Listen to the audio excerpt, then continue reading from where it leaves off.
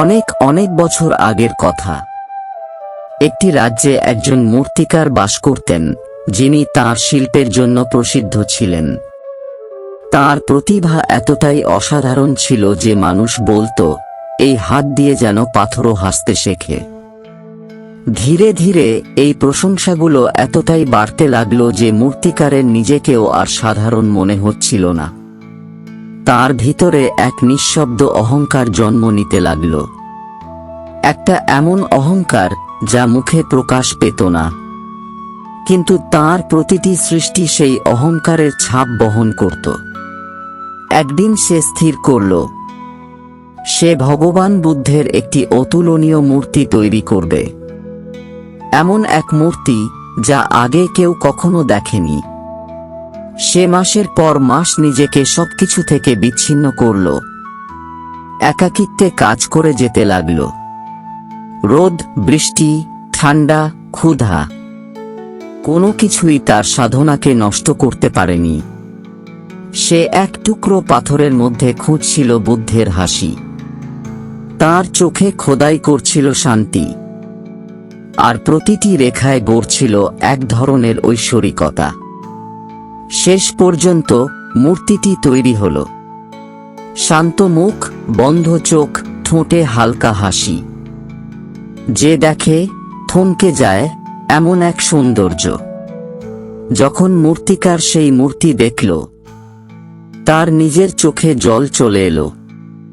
তার মনে হলো সে যেন অমরত্বকে স্পর্শ করছে। কিন্তু সেই রাতেই কিছু অদ্ভুত ঘটল।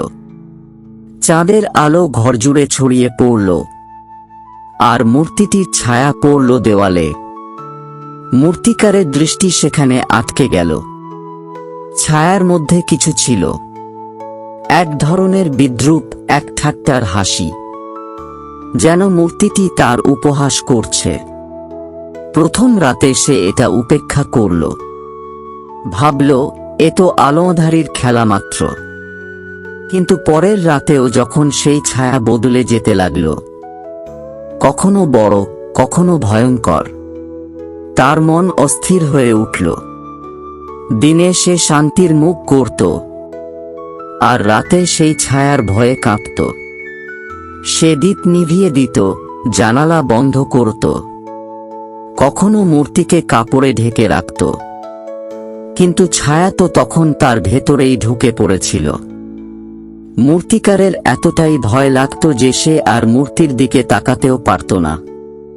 তার মনে হতো তার নিজের সৃষ্টি এখন তার আত্মার উপর আধিপত্য করছে।